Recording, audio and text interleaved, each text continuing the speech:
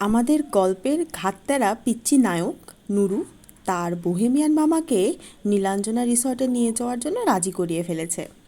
চলুন আমরাও তাহলে তাদের সাথে নীলাঞ্জনা রিসর্টের উদ্দেশ্যে যাত্রা শুরু করি।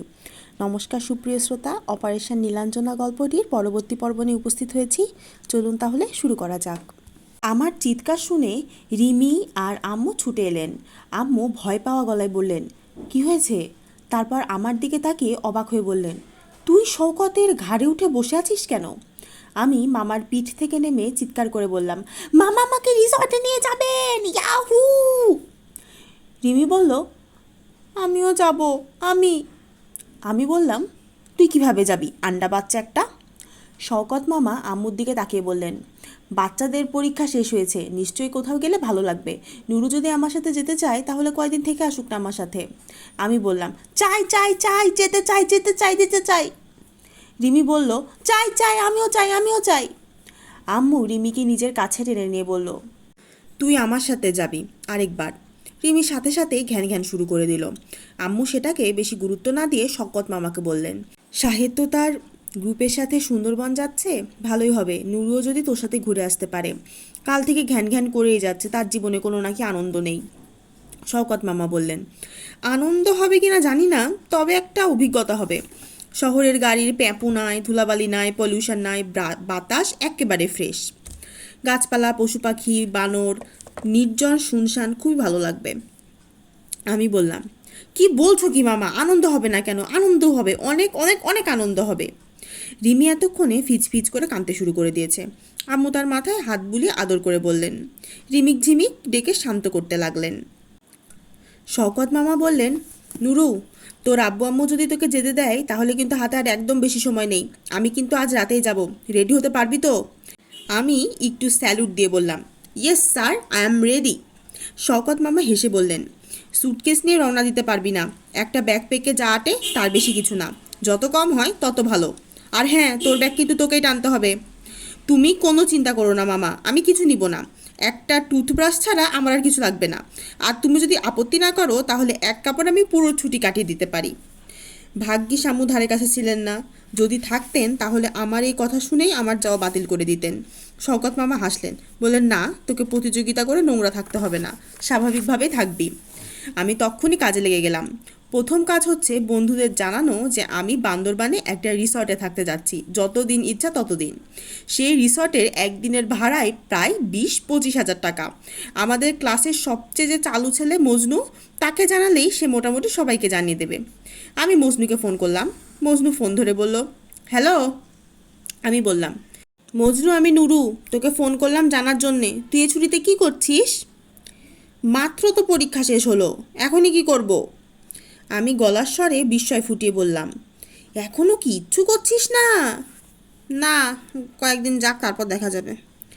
আমি অবশ্য আজ থেকে কাজ শুরু করে দিয়েছি। আজ থেকে কি শুরু করেছিস? আমি গলায় একটা উদাসী ভাব ফুটিয়ে বললাম, নীলাঞ্জনা রিসর্টের নাম শুনেছিস? বান্দরবানে। বড় লোকদের রিসর্ট। আমি গলার স্বরে আরও উদাসী ভাব ফুটিয়ে বললাম, হ্যাঁ হ্যাঁ, আমি ওই রিসর্টে থাকতে যাচ্ছি, 2 সপ্তাহের প্ল্যান, ভালো লাগলে আরও বেশিক্ষণও থাকতে পারি। মজনু হাসির মতো শব্দ করে বলল, ধুর, ইয়ার্কি করিস না। ইয়ার্কি কেন করব? ওইখানে আমার মামার জন্য একটা কেবিন আছে, মামা আমাকে বলল, আমি আর না করতে পারলাম না। তোর মামা কি করে? লেখক, বই লেখে, অসাধারণ বই, পড়লে তোর মাথা একবার আউলে যাবে। কোথায় থাকে? এক এক দিন এক এক জায়গায়, পুরা বোহেমিয়ান। মজনু জিজ্ঞাসা করলো, বোহেমিয়ান সেটা আবার কি জিনিস? সেটাও জানিস না? আমি খানিকটা তাচ্ছিল্যের মতো শব্দ করে হাসলাম। আমি নিজেও জানি না, তাই একটু ধানায় পানায় করতে হলো। বললাম, যাদের জীবনটা সাধারণ মানুষের জীবন থেকে অনেক অন্যরকম তাদেরকে বোহেমিয়ান বলে, যাদের সব আছে কিন্তু কিছু চায় না। মানে পাগল? ধ্যাত, পাগল হবে কেন? পাগলরা কি বই লেখে নাকি? আচ্ছা, কি বললি, বোহেমিয়ান না কি জানি, সেটা কি কোনো অসুখ নাকি রে? আমি এবার গরম হয়ে বললাম, অসুখ কেন হবে? আমার কাছে কেমন জানি অসুখের মতোই মনে হচ্ছে। আমি বুঝলাম মজনুর সাথে আর কথা বাড়িয়ে লাভ নাই। আমার কথা শুনে নিশ্চয়ই তার হিংসা হচ্ছে, তাই এসব উল্টাপাল্টা বকছে। আমি বললাম, মজনু, আমি এখন ফোন রাখি, বুঝলি? আমার ব্যাকপ্যাকটা রেডি করতে হবে। তোকে ফোন করেছিলাম জানিয়ে রাখার জন্যে যে আমাকে সামনের কয়েক সপ্তাহ পাবি না। তাই কেউ যদি খোঁজ করে তা। মজনু আমাকে বলল, কে তোকে খোঁজ করবে? বলেই হিংসুকটা ফোন রেখে দিল। যাই হোক, মজনুকে যেহেতু জানিয়ে রেখেছি, সে মোটামুটি সবাইকে জানিয়ে দেবে। আমিও যে ছুটিতে ভালো ভালো জায়গায় যেতে পারি সেটা এবার সবাই টের পাবে। দুপুরবেলা ভাইয়া ফিরে এসেছে। তাকে খুব মনমরা দেখা গেল। আমি বললাম, ভাইয়া, আমি মামার সাথে রিসর্টে থাকতে যাচ্ছি।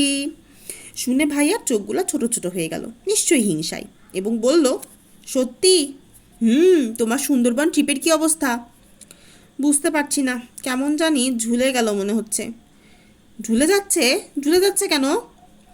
ভাইয়া একটা নিঃশ্বাস ফেলে বলল, আজকে সিনিয়র মেম্বারদের সাথে মিটিং ছিল। তারা খুব পেঁচালো মানুষ। পেঁচালো মানুষ? কেন, কি করে তারা? আমাদের দেখে বলে, এরা কারা, এখানে পুলাপান কেন? আমরা এই ক্লাবটা চালাই আর আমাদেরকে জিজ্ঞাসা করছে আমরা কারা? কত বড় সাহস ভাবতো। তারপর তারপর তারপর আমরা আমাদের কথা বললাম। সব শুনে টুনে তারা বলে, পোলাপানদের নেওয়া কি ঠিক হবে? সাথে গার্জিয়ান না গেলে যদি আবার ঝামেলা টামেলা হয়। গার্জিয়ানদের মানে আম্মু আব্বুকেও যেতে হবে সাথে? সেটাই তো বলতে চাচ্ছে, কিন্তু সেটা কি করে সম্ভব? আর সাথে আম্মু আব্বু গেলে। ভাইয়া ভদ্র ছেলে, তাই বাক্যটা শেষ করলো না, কিন্তু আমি বুঝে গেলাম সে কি বলতে চাচ্ছে। সাথে আম্মু আব্বু গেলে কেউ কোনো মজাই করতে পারবে না। উল্টাপাল্টা কাজ করার মাঝেই তো সব মজা। সাথে আম্মু আব্বু থাকলে কি ছেলেমেয়েরা উল্টাপাল্টা কাজ করতে পারবে? পারবে না। কালকেই ভাইয়ার ভাগ্যকে কত হিংসা করলাম, আজকে তার জন্য আমার মায়া লাগতে লাগলো। যদি তার ট্রিপটা ঝুলে যায় তাহলে সে বাসায় বসে বসে বসার ঘর পরিষ্কার করতে থাকবে, বসার ঘর থেকে শোয়ার ঘরে যাবে, আর আমি 25,000 টাকার রিসর্টে পায়ের উপর পা তুলে কফি খাবো। আসলে আমি কফি খেতে পারি না, তেতো লাগে, ব্যাপার না। যাই হোক, আমার হাতে খুব বেশি সময় নেই, তাই আমি আমার ব্যাকপ্যাকটা রেডি করতে শুরু করে দিলাম। আম্মু ফোনে আব্বুকে জানিয়ে দিয়েছেন। আব্বুও কোনো আপত্তি করে নেই, একটু দুশ্চিন্তা করেছেন, তবে আমার জন্য না, শওকত মামার জন্য। আমি নাকি শওকত মামার জীবন অতিষ্ঠ করে দেব। আম্মু আমার সব কিছু পরিষ্কার কাপড়, জামা, নতুন ব্রাশ, খাবার, স্যালাইন, এক পাতা প্যারাসিটামল দিয়ে গেলেন। ঝাঁঝালো মলমের মতো কি একটা সেটাও দিয়ে গেলেন। হাতে পায়ে মলম মাখলে নাকি মশা কামড়াবে না। আমাকে অবশ্য এমনিতেও মশা কামড়ায় না। এখানে একটা ভাইয়ার থিওরি আছে। ভাইয়ার ধারণা অনেক ময়লা থাকে বলে আমার শরীরের ওপর একটা ময়লার আস্তরণ পড়ে গেছে। মশা সেই ময়লার আস্তরণ ফুটো করে চামড়া পর্যন্ত যেতে পারে না বলে আমাকে মশা কামড়ায় না। আমি একটা নোট বই আর একটা বল পয়েন্ট কলম নিলাম। লিখে দেখে নিলাম লাল রঙের লেখা বের হচ্ছে কিনা। নোট বইতে বাসার সবার নাম, ঠিকানা, ফোন নাম্বার লিখে নিলাম। শওকত মামার যেহেতু টেলিফোন নাই তাই ফোন করা যাবে না, কিন্তু দরকারের সময় নিশ্চয়ই অন্য কারো ফোন থেকে ফোন করা যাবে। ফটো তোলার জন্য একটা ক্যামেরা থাকলে ভালোই হতো, কিন্তু বাসায় তো কোনো ক্যামেরা নাই। ক্যামেরা নাকি উঠে গেছে, এখন সবাই স্মার্টফোন দিয়ে ছবি তোলে। একটা লাল বেসবল ক্যাপ নিয়ে নিলাম। কোথাও যেতে হলেই মাথায় ক্যাপ না থাকলে কেমন জানি ফাঁকা ফাঁকা লাগে, মানাই না। আমি একটা টাওয়েল দিতে চাইলেন, কিন্তু রিসর্টে প্রতিদিন নতুন টাওয়েল দেয় বলে টাওয়েল নিতে হলো না। আম্মু গরম উলের সোয়েটার আর আরেকটা মাফলার দিলেন। এর কিছু পরে যাব আর বাকিটা ব্যাকপ্যাকে যাবে। সবশেষে একটা বই নিলাম, ডিটেকটিভ বই। এর প্রতি প্রতি 2 পৃষ্ঠায় একটা করে মার্ডার হয়, বীভৎস সব মার্ডার। পড়লেই শরীর শিউরে ওঠে। এইভাবে সব কিছু নিয়ে আমি যাওয়ার জন্য রেডি হয়ে গেলাম। আব্বু আস্তে আস্তে সন্ধ্যা করে ফেললো। আব্বু এসেই নতুন কিছু না বলে আবার ব্যাগরা দিয়ে দেন, সেই জন্য একটু দুশ্চিন্তা হচ্ছিল অবশ্য, কিন্তু সেরকম কিছু হলো না। বরং যেটা হলো সেটা মারাত্মক। মারাত্মক খারাপ না, মারাত্মক রকম ফাটাফাটি। শুরু হলে এভাবে। প্রথমে শওকত মামাকে বললেন, নুরুকে নিয়ে যাচ্ছ ভালো কথা, কিন্তু তুমি কি জানো নুরুর স্কুল থেকে মাঝে মাঝে আমাকে ডেকে পাঠায়? ভালো কিছু বলার জন্যে না, তার যে ডিসিপ্লিনের সমস্যা আছে সেটা বলার জন্যে। আমি নিজেকে বাঁচানোর জন্যেই কিছু একটা বলতে চাচ্ছিলাম, কিন্তু কি বলবো বুঝতে পারলাম না। মামা মুচকি হেসে বললেন, আমি জানি না, কিন্তু অনুমান করতে পারি। এখানে তোমার আপা তাকে কন্ট্রোলে রাখে, তোমার সাথে রিসর্টে মোটামুটি ওয়াইল্ড টাইপ হয়ে যেতে পারে। আমি বললাম, না আব্বু, আমি ওয়াইল্ড হব না। আব্বু বললেন, আমরা কথা বলছি, তুই চুপ থাকবি। কাজে আমাকে চুপ থাকতে হলো। আব্বু তখন বললেন, তাই তোমাকে একটু সাবধান থাকতে হবে, বাদরামি যেন না করে। শওকত মামা হাসলেন এবং বললেন, ওইখানে আসল বানর আছে, ওদের সাথে এ বাদরামিতে পারবে না। আরও একটা ব্যাপার, দ্বিতীয় ব্যাপার হচ্ছে যোগাযোগ। তুমি তো কালিদাসের যুগে বিশ্বাসী, টেলিফোন নেই, দরকার হলে যোগাযোগ করব কিভাবে? মামা একটু মাথা চুলকালেন। বোঝা গেল এটা আসলেই একটা সমস্যা। ইতস্তত করে বললেন, "আম, আমি কেয়ারটেকারকে জিজ্ঞাসা করতে পারি। তার মোবাইল থেকে ফোন করলে নিশ্চয়ই মানা করবে না।" কেয়ারটেকারের মেজাজ মর্জির ওপর ভরসা করে আমি তোমাদের ছেড়ে দিতে পারি না। কেয়ারটেকারের মেজাজ মর্জির ওপর ভরসা না করে আমি তোমাদের একটা টেলিফোন দিতে চাই। একটা সিম আছে, বাসায় পুরানো একটা ফোন পড়ে আছে। আমি চোখ বড় বড় করে জিজ্ঞাসা করলাম, ছবি তোলা যায়? ছবি? আব্বাকে কেমন যেন একটু বিভ্রান্ত দেখালো। মনে হয় যায় না। ভাইয়া মাথা নাড়ল, বলল, হুম, এটা ফিচার ফোন, ওটা দিয়ে ঢিল মেরে আম পাড়া যাবে, কিন্তু ছবি উঠবে না। আব্বু বললেন, ছবি তুলতে হবে কেন? সব কিছু স্মৃতির মাঝে রাখবি, কল্পনার চোখে দেখবি। আম্মু বললেন, না, তোমার কি সবার কি তোমার মতো বাড়াবাড়ি রকমের কল্পনা আছে? একটু বেড়াতে যাচ্ছে, 2-4টা ছবি তুলে আনবে না? আমরা তো দেখবো জায়গাটা কেমন নাকি। আমি ভয়ে ভয়ে বললাম, মোড়ে একটা স্মার্টফোনের দোকান আছে, যদি। সবাই অবাক হয়ে আমার দিকে তাকালো। আমি তাড়াতাড়ি বললাম, না না না না, নতুন নতুন ফোন লাগবে না, আমপাড়া ফোনটাই যথেষ্ট। আমি মামার জন্য আমার জন্য আমপাড়া ফোনটাই দিয়ে দাও, দিয়ে দাও। শওকত মামা বললেন, না না বাবা, আমি ওসব হাতে নিতে চাই না, তোর ফোন তোর কাছে থাকুক। আম্মু বললেন, আমার আমারও তো কায়দার ফোন লাগে না, আমাকে আমপাড়া ফোনটা দে। নুরু, তুই আমার ফোনটা নিয়ে যা। আমি বললাম, না না আম্মু, নাই, দরকার নাই, দরকার নাই, তোমার ফোনটা তোমার কাছে থাকুক। কিন্তু মজার ব্যাপার হলো, শেষ পর্যন্ত আমার কথা মতো মোড়ের স্মার্টফোনের দোকান থেকে একটা স্মার্টফোন কিনে আনা হলো। সস্তা ফোন, কিন্তু তবুও সত্যিকারের স্মার্টফোন। অবিশ্বাস্য ব্যাপার। আমার নিজের কপালকে নিজেরই বিশ্বাসী হচ্ছে না। সত্যি এটা কি ঘটছে আসলে? রাত্রে খেয়ে যখন মামার সাথে রওনা হলাম, তখন শেষ পর্যন্ত বিশ্বাস হলো ঘটনাটা সত্যি ঘটেছে। সবাই বাসার বাইরে এসে আমাকে আর মামাকে বিদায় দিলেন। আব্বু বললেন, সাবধানে থাকবি, তোর মামাকে একদম জ্বালাতন করবি না। আম্মু আমার মাথায় হাত দিয়ে কি একটা দোয়া পড়ে আমার বুকে ফু দিয়ে দিলেন। ধরা গলায় বললেন, সহি সালামতে ফিরে আয় বাবা, কোনো রকম পাগলামি করবি না। আম্মু তারপর শওকত মামার দিকে তাকিয়ে বললেন, শওকত, তুই একটু ওকে দেখে শুনে রাখিস, কোনো রকম উল্টাপাল্টা যেন কিছু না করে। শওকত মামা বললেন, আপা চিন্তা করো না, আমরা অ্যামাজন জঙ্গলে যাচ্ছি না, বান্দরবানের একটি রিসর্টে যাচ্ছি। রিমি বলল, মামা এর পরের বার কিন্তু আমাকে নিতে হবে। শওকত মামা বলল, অবশ্যই, এর পরের বার তুই। শুধু ভাইয়া কিছু বলল না, ফোঁস করে একটা বিশাল দীর্ঘশ্বাস ফেলল। আমরা তখন একটা রিক্সা থামে উঠে পড়লাম। বাসে শওকত মামা আর আমার পাশাপাশি 2টি সিট। মামা বললেন, তুই জানলার পাশে বসে যা, তোর ব্যাকপ্যাকটা বালিশ বানিয়ে মাথার নিচে দিয়ে জানলার মাথা রেখে ঘুমিয়ে যা। আমি জানলার পাশে বসে জিজ্ঞাসা করলাম, তুমি তুমি কিভাবে ঘুমাবে? আমার জন্য চিন্তা করিস না, বাসে যা ঝাঁকুনি, ঘুমানোর উপায় নাই। আর এক রাত না ঘুমালে তেমন কিছু হয় না। তাহলে আমিও ঘুমাবো না। শওকত মামা হাসলেন। আমি জিজ্ঞাসা করলাম, হাসছো কেন? হাসছি তার কারণ হলো, বাস ছেড়ে দিলেই তুই ঘুমিয়ে যাবি, এই দিকে ঢলে পড়বি, ওই দিকে ঢলে পড়বি, আর বেশিরভাগ সময়ই আমার ঘাড়ে মাথা রেখে ঘুমাবি। একটু পরে পরে ঘুম ভেঙে যাবে, আজব আজব স্বপ্ন দেখবি, মুখ থেকে লোল পড়বে, মুখ হা করে থাকবি, বিড়বিড় করে কথা বলবি। আমি বললাম, কখনো না, আমার মুখ থেকে কখনোই লোল পড়বে না। ঠিক আছে, দেখা যাবে। কাজেই কোনো প্ল্যান প্রোগ্রামের দরকার নাই, কোনোভাবে রাতটা কাটিয়ে দে। মাঝখানে বাস থামবে না, হিসু টিসু করবো না। থামবে, তুই যদি চাস তোকে তুলে নিয়ে যাব, আর যদি ঘুমিয়ে থাকতে চাস ঘুমাবি। আমি মাথা নাড়লাম, বললাম, মামা আমি বলছি তো আমি ঘুমাবো না। তাহলে কি করবি? তোমার সাথে গল্প করব। আমার সাথে গল্প করবি কি নিয়ে? তোমার মতো হতে চাইলে কি করতে হয়? মামা এবারে অবাক হয়ে আমার দিকে তাকালেন। কেন? আমি বড় হয়ে তোমার মতো হতে চাই। মামা এবারে শব্দ করে হাসলেন, বললেন, আমার মতো?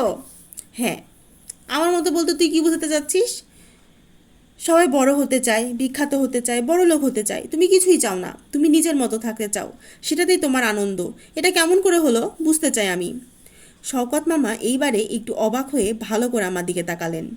মনে হলো এই প্রথমবার আমাকে দেখছেন। তারপর হাত দিয়ে আমার মাথার চুলগুলি এলোমেলো করে দিলেন। আমার চুল অবশ্য এমনিতে এলোমেলো থাকে, তাই এলোমেলো করার জন্যে খুব একটা পার্থক্য হলো না। তারপর মামা কিছু না বলে একটা নিঃশ্বাস ফেলে সামনের দিকে তাকালেন। আমি ডাকলাম, মামা। হুম। কিছু একটা বলো। কি বলবো? যেটা জানতে চাইলাম। তুই তো বলেই দিয়েছিস, তুই যদি বিশ্বাস করতে পারিস বড় হতে হবে না, বিখ্যাত হতে হবে না, বড় লোক হতে হবে না, যেটা করে আনন্দ, অফকোর্স অন্যের ক্ষতি না করে সেটা করে জীবন কাটাবি, তাহলে তো হয়ে গেল। আমি ইতস্তত করে বললাম, কিন্তু সবাই যে বলে, কি বলে, বড় হতে হবে, বিখ্যাত হতে হবে। মামা বললেন, তাদের ধারণা আনন্দ পেতে গেলে বড় হতে হয়, বিখ্যাত হতে হয়। আমি দু একজন বিখ্যাত মানুষকে খুব কাছাকাছি দেখেছি। বিখ্যাত হওয়ার চাপে তাদের জীবন শেষ। মানুষগুলো পুরোপুরি ভুয়া, সারাক্ষণ কিছু একটা ভান করে যাচ্ছে। কে মামা? নাম বলবো না, নাম বলে তুই চিনে ফেলবি। কি করে মামা? লেখক। শওকত মামা তারপর এই বিখ্যাত মানুষগুলি কি করে, কেন তাদের জীবনে কোনো শান্তি নেই, সেই গল্পগুলো মজার করে শোনাইতে লাগলেন আমাকে। একটু ব্যাক গিয়ারে যাই। বিখ্যাত হওয়ার চাপে জীবন শেষ, কথাটা সুন্দর। চলুন ফিরে যাই গল্পে। এর মাঝে কোনো এক সময় বাস ছেড়ে দিল। প্রথমে শহরের মাঝে থেমে থেমে গেল, তারপর শহর থেকে বের হয়ে হাইওয়েতে উঠে ছুটতে শুরু করলো। আমি মামাকে বলে রেখেছিলাম যে আমি ঘুমাবো না, কিন্তু বাসের দুলুনিতে একসময় ঠিকই ঘুমিয়ে পড়লাম। মামার কথা অক্ষরে অক্ষরে সত্যি। একবার ডান দিকে একবার বাম দিকে ঢলে পড়তে লাগলাম। শেষে শওকত মামার ঘাড়ে মাথা রেখে মুখ হা করে ঘুমাতে লাগলাম। যখনই বাসের স্পিড একটু কমে বা বাড়ে তখনই ঘুমটা চটে যায়, পুরোপুরি ভাঙে না। জাগা এবং ঘুমের মাঝামাঝি অবস্থায় আমি টের পাই মাঝে মাঝে বাস থামছে, লোকজন কথাবার্তা বলছে, তর্ক করছে, না হয় ঝগড়া করছে, কিন্তু জেগে উঠে আমি কিছুই সেগুলো শোনার চেষ্টা করছি না। পুরো সময়টাতে আমি কিছু একটা আজব স্বপ্ন দেখছি, এবং অবিশ্বাস্য হলেও সত্যি ঘুম থেকে লোল পড়ে আমার গোটা গালটা চটচটে হয়ে গেল। কি একটা বেজ্জতি অবস্থা!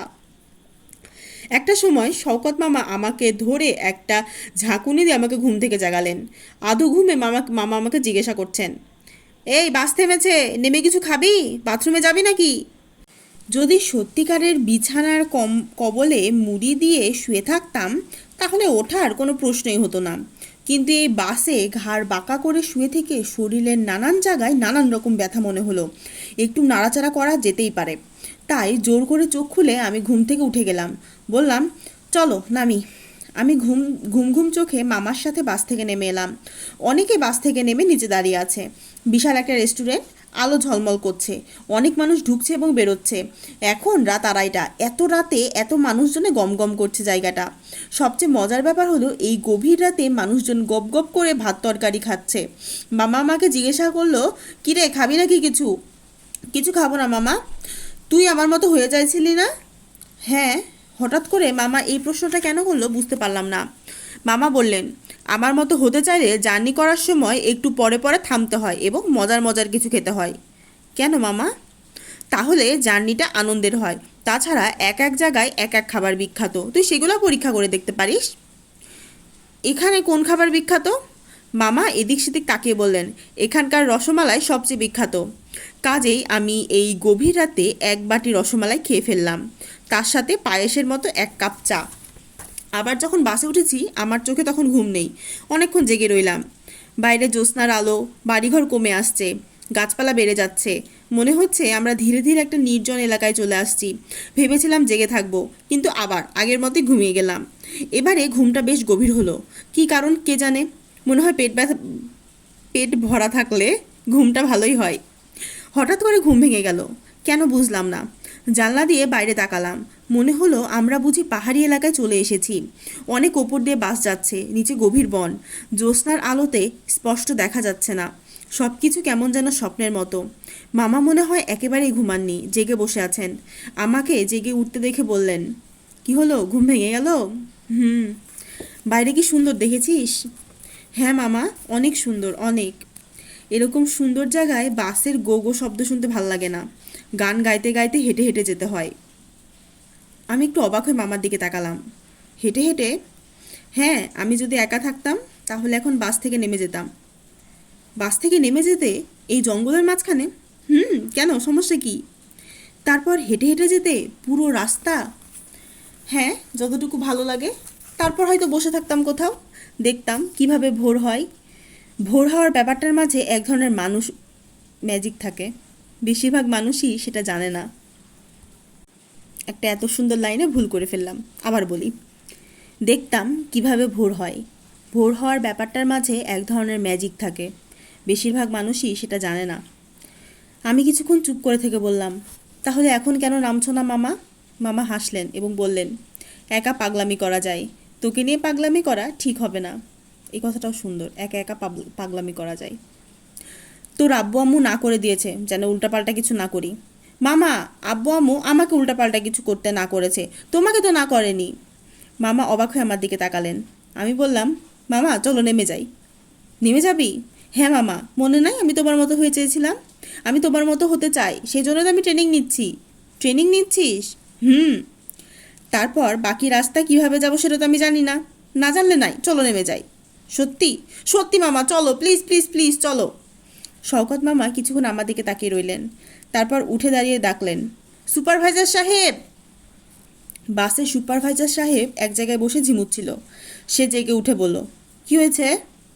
বাসটা একটু থামাবেন, আমরা নেমে যাব। সুপারভাইজার উঠে দাঁড়ালো, চোখ কপালে তুলে বলল, নেমে যাবেন? এখানে? হ্যাঁ। কেন? এমনি। এমনি? সুপারভাইজার মনে হলো রীতিমতো আর্তনাদ করে উঠল। হ্যাঁ, জায়গাটা ভালো লাগছে, একটু দেখতে দেখতে যেতে চাচ্ছিলাম। সুপারভাইজার বলল, কিন্তু আমরা তো রাস্তার মাঝখানে বাস থামিয়ে দেরি করতে পারবো না। শওকত মামা বললেন, না না, আপনাদের অপেক্ষা করতে হবে না, আপনারা চলে যান। তারপর আপনারা যাবেন কিভাবে? শওকত মামাকে সেটা নিয়ে দুশ্চিন্তিত দেখা গেল না। তিনি বললেন, কিছু একটা ব্যবস্থা হয়ে যাবে।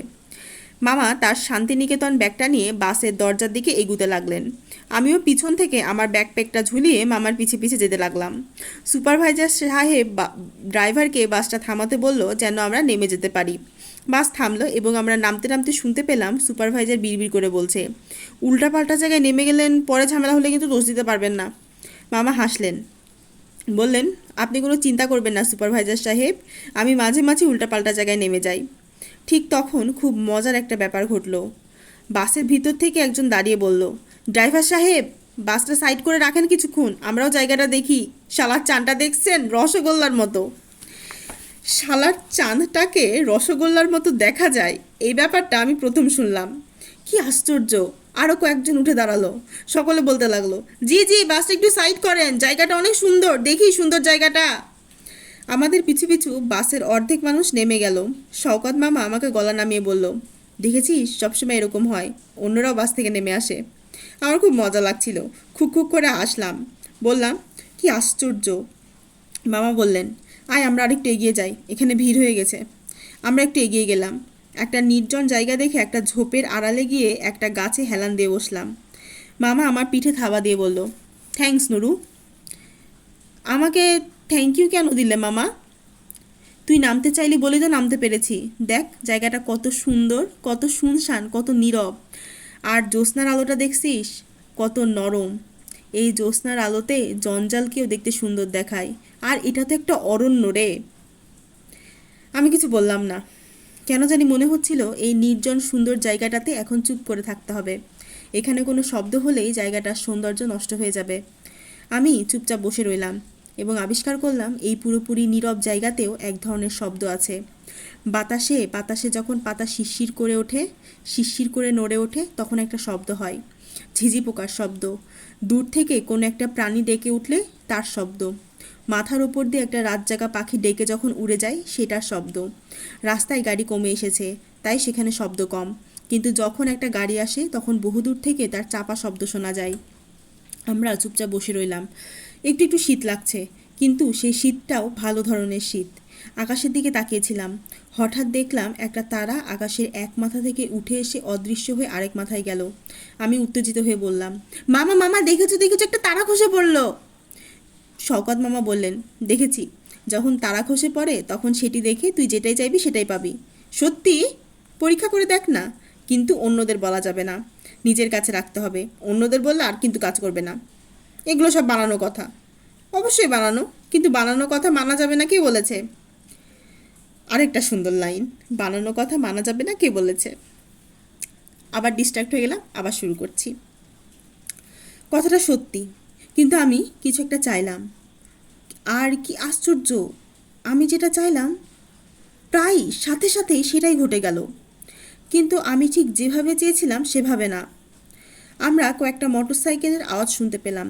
আর শব্দটা ঠিক আমাদের পেছনে এসে থেমে গেল। আমরা তখন মানুষের গলা শুনতে পেলাম। বেশ কয়েকজন মানুষ মোটরসাইকেল থেকে নেমেছে। এত রাতে এখানে মানুষেরা কি করতে এসেছে? আমার বুকটা ধক করে উঠল। একজন বলল, ওস্তাদ, এই জায়গাটা ঠিক আছে না? ওস্তাদ মনে হয় চারিদিকে তাকিয়ে দেখলো, তারপর বলল, খারাপ না, মনে থাকবে তো, পরে যদি ভুলে যাস বিপদ হবে। আরেকজনের গলায় আওয়াজ শুনলাম, ভুলার উপায় নাই, মাইক পোস্টের বরাবর। মাইল পোস্টটা মনে রাখলে কোনো দিন ভুল হবে না। মিহি গলার একজন বলল, ওস্তাদ, মাটিতে পুঁতে রাখতে হবে কেন? সাথে রাখলে ক্ষতি কি? ওস্তাদ বলল, তুই এই লাইনে নতুন, তাই এরকম প্রশ্ন করছিস। খালি সকাল হোক দেখবি পুলিশ কি ঝামেলা করে। আমাকে নামে মামলা কয়টা আছে ভুলে গেছস? সব কিছু ঠান্ডা হলে মাল সামাল তুলে নেবো। কথা শুনে বুঝতে পারলাম বেআইনি কিছু একটা জিনিস মাটির নিচে পুঁতে রাখার জন্য এই লোকগুলো এসেছে। একজন ওস্তাদ আছে এদের সাথে, আর বাকিরা তার শাগরেদ। মানুষগুলো জানে না আমরা তাদের মতো এত কাছে বসে কথা শুনছি। যদি বুঝতে পারে কি হবে? ভয়ে আমার বুকটা ধকধক করতে লাগলো। জিনিসগুলি কি কি চুরি করে এনেছে? নাকি চুরি করেছে? নাকি চুরি না, নাকি ডাকাতি? শুনলাম আরেকজন বলছে, ওস্তাদ, আপনারা এখানে খাড়ান, আমি মাল সামালগুলো বুঝতে আসি। চড়াস করে একটা চর দেওয়ার শব্দ শুনতে পেলাম। ওস্তাদ ক্ষুব্ধ গলায় বলল, তুই মানে বেকুব পাইছস, তোর হাতে আমি সোনা গয়না দিমু, আর তুই একলা পাইয়া সেগুলা পুইতে আসবি? তুই মনে করছোস আমার নাক টিপলে দুধ বাই হয় এখনো? যে মানুষটা চর খেয়েছে সে বলল, ওস্তাদ, আমি কোনোদিন আপনার সাথে বেইমানি করছি? আল্লাহর কসম ওস্তাদ। আল্লাহ খোদার নাম টানিস না, তোর মুখে এগুলা মানায় না। মানুষের কোপাকুপি কইরা আসবি, আবার আল্লাহ খোদার নাম নিবি? আমি ভয়ে আঁতকে উঠলাম। মানুষগুলো কোপাকুপি করে এসেছে, কি সর্বনাশ! আমাদের যদি দেখে ফেলে তখন কি হবে? আমি নিঃশ্বাস বন্ধ করে মাথা নিচু করে রইলাম। শওকত মামাও আমার মতো মাথা নিচু করে আছে। দুজনে খুব নিঃশব্দে ঝোপের আড়াল থেকে সরে এলাম। শুনলাম মানুষগুলি কথা বলতে বলতে আরও ভিতরে ঢুকে গেছে। যখন বুঝতে পারলাম তারা বেশ দূরে চলে গেছে, তখন ফিসফিস করে মামাকে বললাম, মামা, মামা, ও মামা, এরা ডাকাতি করে এসেছে। মানুষও কুপিয়েছে বলছে। তাই তো মনে হচ্ছে। মামা, একটা কাজ করি। কি করবি তুই? মোটর সাইকেলের নাম্বারগুলো দেখে আসি। মামা অবাক হয়ে আমার দিকে তাকালেন, কিছু একটা ভাবলেন, তারপর বললেন, যা, কিন্তু খুব সাবধান। অন্ধকারে দেখতে পারবি তো? যতটুকু দেখা যায়। রাস্তা দিয়ে গাড়ি এলে একটু আলো হবে। এত রাত, গাড়ি ঘোড়া তো কমে গেছে। আমি বললাম, যতটুকু পারি দেখে আসি না। আচ্ছা, যা। আমি খুব সাবধানে পা টিপে টিপে বের হয়ে এলাম। ডাকাতগুলো মোটরসাইকেল দুইটা গাছের আড়ালে এমনভাবে এনে রেখেছে যেন রাস্তা থেকে দেখা না যায়। জ্যোৎস্নার আলোতে খুব কাছে চোখ নিয়ে পড়তে অনেক কষ্ট হয়। কিন্তু যখন একটা মোটরসাইকেলের নাম্বার পড়েছি এবং পড়ে সেটা মনে মনে জপতে থাকলাম যেন ভুলে না যাই, তখনই আমি লোকগুলোর পায়ের শব্দ শুনতে পেলাম। ভেবেছিলাম কথা বলতে বলতে আসবে, তাই আমি আগে থেকেই টের পাবো, কিন্তু কেন জানি তারা নিঃশব্দে চলে এসেছে। আমি নিঃশ্বাস বন্ধ করে গুড়ি মেরে একটা গাছের আড়ালে গিয়ে দাঁড়ালাম। তারা আমাকে দেখে ফেলবে কি না সেটা নিয়ে বড্ড ভয় হচ্ছিল, কিন্তু দেখে নাই। যদি দেখে ফেলতো তাহলে পালানোর কোনো পথই থাকতো না। ডাকাতগুলি নিজেদের মাঝে নিচু স্বরে কথা বলে তাদের মোটরসাইকেলে উঠল। আর আমার এত কাছে, আমার মনে হয় আমি বুঝি তাদের শরীরের বিকট গন্ধ পাচ্ছি। নড়াচড়া করার সময় ঝনঝন শব্দও হচ্ছিল। একটু পরে বুঝতে পারলাম সেগুলো তাদের কোমরে ঝুলিয়ে রাখা দা চাপাতির শব্দ। আমি ভয়ে আবার শিউরে উঠলাম। শেষ পর্যন্ত মোটরসাইকেল স্টার্ট করে ডাকাতগুলি রাস্তায় উঠে গেল। তাদের মোটরসাইকেলের পেছনের লাল বাতিগুলি দূরে মিলিয়ে না যাওয়া পর্যন্ত আমি নড়লাম না। তারপর বুকের ভেতর আটকে থাকা নিঃশ্বাসটাকে বের করে শওকত মামার কাছে ফিরে এলাম। শওকত মামা খুবই দুশ্চিন্তা নিয়ে ছটফট করছিলেন। শেষ পর্যন্ত আমাকে ফিরে আসতে দেখে চাপা গলায় বললেন, এসেছিস? আমি যা ভয় পেয়েছিলাম রে। ব্যাপারটা যথেষ্ট ভয়ের ছিল, কিন্তু আমি মামাকে সেটা বুঝতে দিলাম না। বললাম, কোনো সমস্যা হয়নি মামা। মোটরসাইকেলের নাম্বার দেখেছিস? একটার দেখেছি, ভুলে যাওয়ার আগে লিখে ফেলতে হবে। মামা তার ঝোলা থেকে একটা খাতা বের করলেন, বললেন, নম্বরটা বলতো, অন্ধকারে আন্দাজে আন্দাজে লিখে ফেলি। আমি নাম্বারটা বললাম, মামা লিখে নিলেন। আমি মামার পাশে বসে জিজ্ঞাসা করলাম, আমরা এখন কি করব মামা?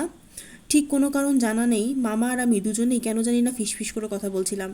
ডাকাতরা তো এখন আর কাছে নেই, ফিসফিস করে কথা বলার কোনো দরকারও নেই, কিন্তু তারপরও গলার স্বর উঁচু করতে পারছিলাম না। মামা মনে হয় বিষয়টা লক্ষ্য করলেন এবং শেষ পর্যন্ত স্বাভাবিক গলায় বললেন, আলো না আসা পর্যন্ত অপেক্ষা করি, কি বলিস? ডাকাতরা কোথায় সোনার গয়না লুকিয়ে রেখেছে বের করবো না? মামা নিঃশ্বাস ফেলে বলল, জায়গাটা বের করতে হবে, তারপর পুলিশকে জানাতে হবে। গয়নাগুলো বের করে নিয়ে গেলে হয় না মামা? না, এগুলা হচ্ছে ক্রাইম সিন, এখানে হাত দিতে নেই। কিছু না করে দেখিস কত ঝামেলায় পড়বো। কি ঝামেলা হবে মামা? দেখিস পুলিশ কত প্রশ্ন করবে, কত রকম জিজ্ঞাসাবাদ করবে। কেন গভীর রাতে নির্জন জঙ্গলে এসেছি সেটাই বোঝাতেই জান বের হয়ে যাবে। আমরা বানিয়ে গল্প বলতে পারি। মামা জোরে জোরে মাথা নাড়লেন, বললেন, না না, কখনো মিথ্যা কথা বলতে হয় না। যতই আজগুবিক শোনাক না কেন, সত্যি কথা বলতে হবে। একটা কথা আছে না, বাঘে ঝুলে 18 ঘা আর পুলিশে ঝুলে 36 ঘা। কথাটা কতটা সত্যি বুঝবি কালকে। আমি বললাম, এরকম তোমার সাথে আগে কখনো হয়নি মামা? না, কখনো হয়নি। তুই আছিস বলে হয়েছে। তুই হচ্ছিস সব সর্বনাশের গোড়া। কথা শেষ করে অনেকক্ষণ মামা কিছুক্ষণ হাসলেন। পরিবেশটা একটু স্বাভাবিক হলো শেষ পর্যন্ত। আমি বললাম, তুমি ঠিকই বলেছো মামা, দোষটা আসলে আমার। কেন জানো? কেন? ওই যে তারা খসে পড়তে দেখে মনে মনে জিনিস চেয়েছিলাম, সেটা সত্যি হয়ে গেছে। কি চেয়েছিলি? আমি চেয়েছিলাম যেন এই ট্রিপটা একটা অসাধারণ ট্রিপ হয়।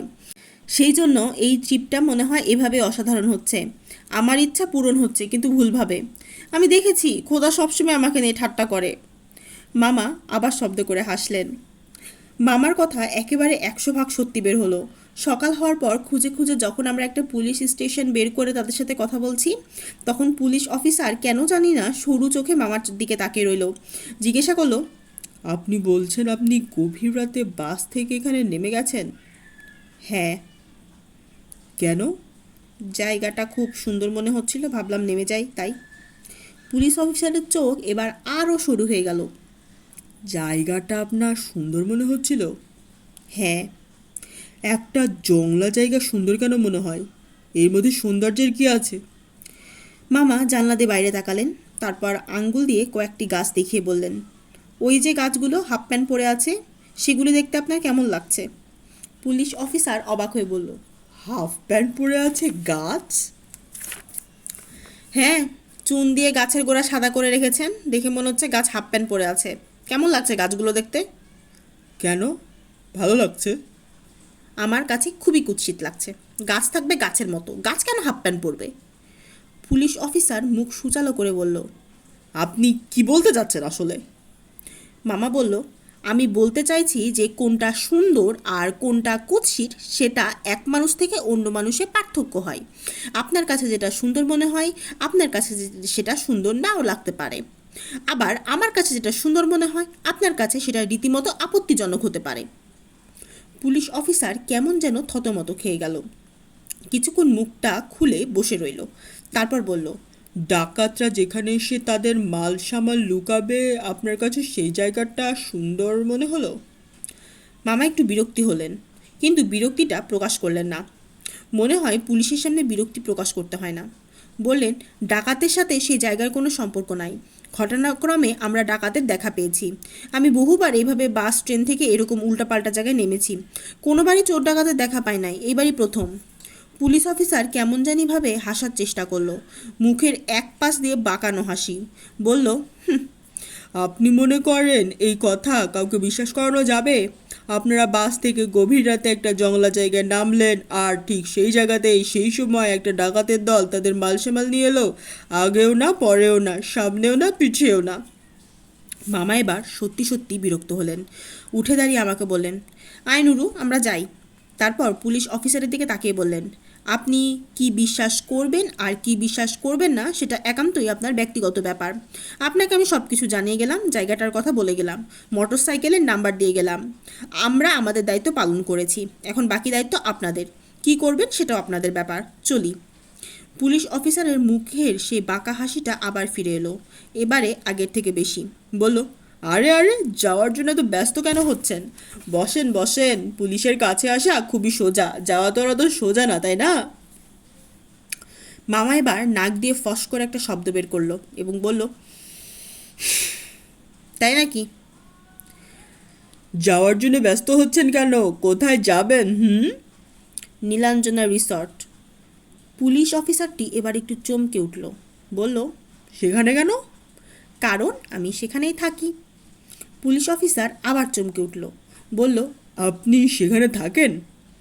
মামা এবার মাথা নাড়লেন, বললেন, সত্যি? মামা একটু অধৈর্য গলায় বলল, কি আশ্চর্য, আমি কি আপনাকে মিথ্যা কথা বলবো নাকি? পুলিশ অফিসার এবার থতমত খেয়ে গেল এবং বলল, না মানে বলছিলাম কি মানে পুলিশ অফিসার কিছু পরিষ্কার করে বলল না, কিন্তু আমরা বুঝতে পারলাম যে সে বলতে চাইছে নীলাঞ্জনা রিসর্টে থাকতে অনেক টাকা লাগে, এটা বড় লোকদের জায়গা, আপনাকে দেখে মোটেও বড় লোক মনে হচ্ছে না, তাহলে আপনি সেখানে থাকেন কেমন করে? পুলিশ অফিসার এবারে মাছের মতো চোখ করে মামার দিকে তাকিয়ে রইল এবং তারপর জিজ্ঞাসা করলো, আপনি সেখানে কতদিন আছেন? অনেক দিন থেকে আছি, আমার নামে একটা কেবিন আছে। এইবার পুলিশ অফিসার খাবি খেলো। কেবিন আপনার? হ্যাঁ। পুলিশ অফিসার আবার জিজ্ঞাসা করলো, আপনার নিজের? হ্যাঁ, 7 number cabin. 7 number cabin? Police অফিসারের মুখ থেকে বোঝা গেল পুরো ব্যাপারটা তিনি কিছুতেই বিশ্বাস করতে পারছেন না।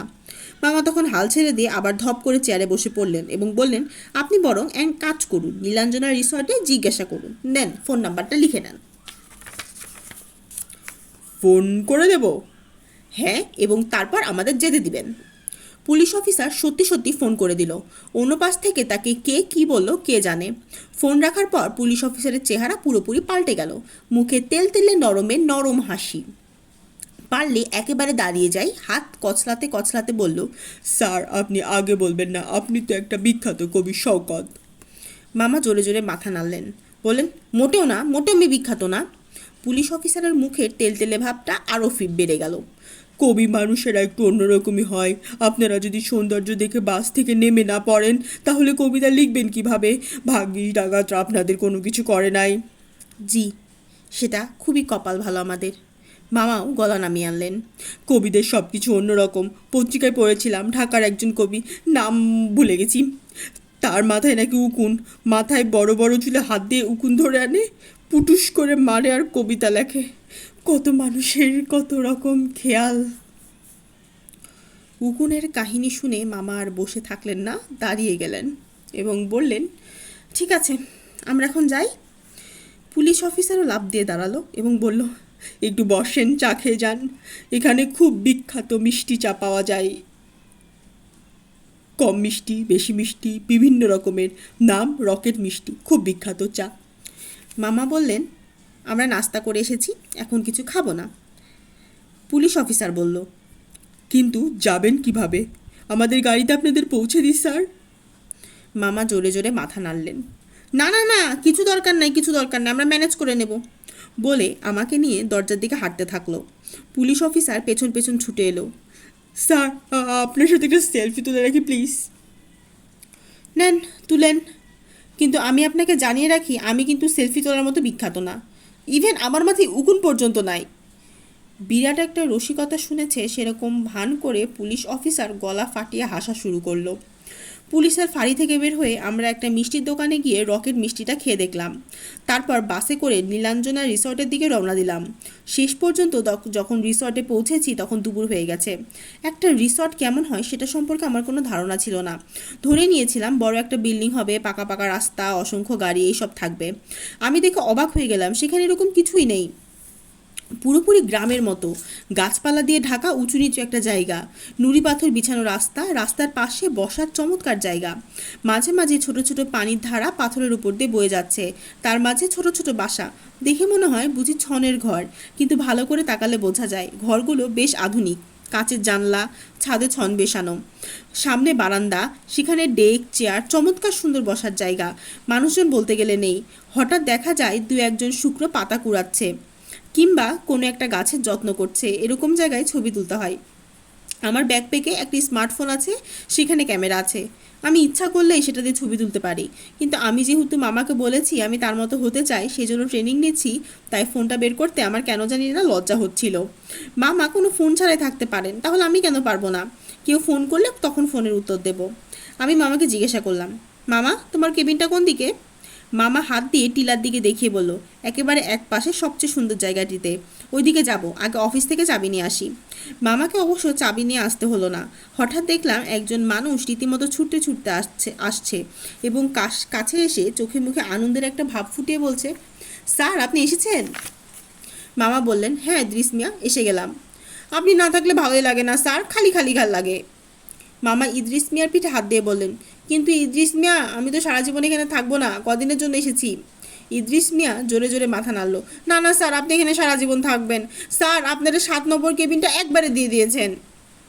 ইদ্রিস মিয়া এবার আমার দিকে তাকালো, বলল, তুমি স্যারের ভাতিজা না ভাগনা? আমি হিসাব করার চেষ্টা করলাম, ভাতিজা কাকে বলে আর ভাগনা কাকে বলে। এইগুলো সবসময় আমার উল্টাপাল্টা হয়ে যায়। মামা উদ্ধার করলেন, বললেন, এ আমার ভাগনা। পরীক্ষা শেষ হয়েছে তো সেই জন্য নিয়ে এসেছি। খুব ভালো করেছেন স্যার, ছেলে মেয়ে থাকলে জায়গাটা অন্যরকম লাগে। মামা আমাকে বললেন, নুরু, ইনি হচ্ছেন তোর ইদ্রিস চাচা, এই রিসর্টের হর্তা কর্তা বিধাতা। তার কথা এখানে পাখি ডাকে, বানরেরা লাফাই। তোর যদি বাঘের দুধ লাগে তুই ইদ্রিস মিয়াকে বললে সে নিয়ে আসবে, তাই না ইদ্রিস মিয়া? ইদ্রিস মিয়া হাসলো, বলল, আমি এখানকার কেয়ারটেকার। বাঘের দুধ মনে হয় পারবো না, তবে অন্য কিছু যদি লাগে তাহলে আমাকে বলতে পারো। আমি জিজ্ঞাসা করলাম, কিন্তু বাঘ কি আছে নাকি এখানে? জঙ্গলের ভেতর দিয়ে একটা চিতাবাঘ থাকতে পারে, তবে এদিকে আসে না। মামা নিঃশ্বাস ফেললেন, কেমন করে আসবে? আমরা মানুষেরা আস্তে আস্তে সবার এলাকা দখল করে ফেলছি না? ইদ্রিস মিয়া বলল, জি স্যার, এইখানে কত জন্তু জানোয়ার দেখতাম, এখন কিছুই দেখি না। এখন শুনছি বড় 5 স্টার হোটেল হবে, পার্ক হবে, আরও কত কি হবে। মামা তখন অফিসের দিকে হাঁটতে শুরু করলেন, বললেন, চাবিটা নিয়ে আসি। ইদ্রিস মিয়া বলল, আপনারা কেবিনের দিকে যান, আমি চাবি পাঠিয়ে দিচ্ছি। মামা তখন তার কেবিনের দিকে হাঁটতে লাগলেন। সত্যি মামার কেবিনটা সবচেয়ে সুন্দর জায়গায়। এক পাশে টিলা, অন্য পাশে পানির ধারা, পানির মাঝে বড় বড় পাথর, পানির ধারায় ঝিরঝির করে এক ধরনের শব্দ শোনা যাচ্ছে। চারপাশে বড় বড় গাছ, গাছের পাতা থেকে শিরশির শব্দ হচ্ছে। মামার কেবিনের সামনে বড় বারান্দা, সেখানে ডেক, চেয়ার। এখানে বসে টিলার দিকে তাকিয়ে থাকলেই মনে হয় একটা শান্তি শান্তি ভাব। কিছুক্ষণের মাঝেই একজন চাবি নিয়ে ছুটতে ছুটতে মামার কেবিনটা খুলে চাবিটা মামার হাতে দিয়ে দিল। আমি আর মামা ভিতরে ঢুকলাম। একেবারে ছবির মতো ঘর, বড় জানলা। আমি পর্দা সরিয়ে বাইরে তাকালাম। অনেক দূর পর্যন্ত দেখা যায়, চারিদিকে শুধু গাছ আর গাছ। একটা বড় বিছানা, একটা সোফা, চেয়ার, টেবিল। আমি বাথরুমে উকি দিলাম। কি সুন্দর একটা বাথরুম! শুধু সিনেমাতেই মনে হয় এমন সুন্দর বাথরুম দেখা যায়। মামা বললেন, গোসল করে ফ্রেশ হয়ে আয়, তারপর খেয়ে দিয়ে একটা ঘুম দিবি। ঘুম থেকে ওঠার পর তোর ভ্যাকেশন শুরু হয়ে যাবে। আমি বললাম, আমার ভ্যাকেশন তো গত রাত থেকেই শুরু হয়ে গেছে মামা। মামা হাসলেন, তারপর বললেন, তাহলে তো ভালোই, তারপরও যা গোসল দিয়ে খেয়ে নে। আমি অনেক সময় লাগিয়ে গোসল করলাম। পৃথিবীতে 2 রকমের বাথরুম আছে। এক ধরনের বাথরুমে শাওয়ারে টিপ টিপ করে পানি বের হয়, আর এক রকমের বাথরুমে পানি হুসহাস করে বের হয়। হুসহাস করে পানি বের হলে গোসল করার মজাটাই অন্যরকম হয়ে যায়। এই বাথরুমটা হুসহাস টাইপ বাথরুম। আমি খুব মজা করে গোসল করলাম।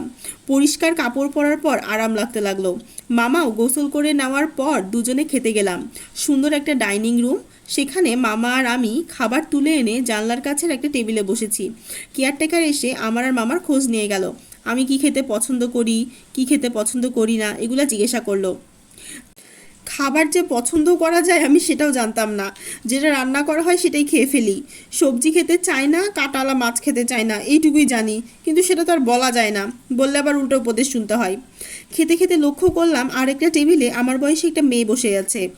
মেয়ে না হয়ে ছেলে হলে লাভ হতো, এর সাথে কিছু একটা করা যেত। মেয়েদের সাথে কিভাবে মিশতে হয়, কিভাবে কথা বলতে হয় সেটাই জানি না। ভাইয়া এ ব্যাপারে খুবই এক্সপার্ট। যে কোনো বয়সের মেয়ে দেখলেই আপু বলে গলায় মধু ঢেলে কথা বলা শুরু করে দেয়। মেয়েরাও কেন জানি না খুব সহজে ভাইয়ার সাথে কথা বলে। আমাকে দেখলে মেয়েরা কেমন জানি সরু চোখে তাকিয়ে থাকে, কারণটা কে জানে। খেতে খেতে আমি ডাইনিং হলের মানুষগুলোকে খুঁটিয়ে খুঁটিয়ে দেখলাম।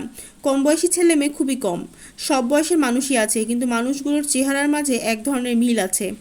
মিলটা ঠিক কোন জায়গায় বুঝতে পারলাম না। মানুষ অনেক বড়লোক হয়ে গেলে মনে হয় তাদের চেহারায় কিছু একটা পরিবর্তন হয়।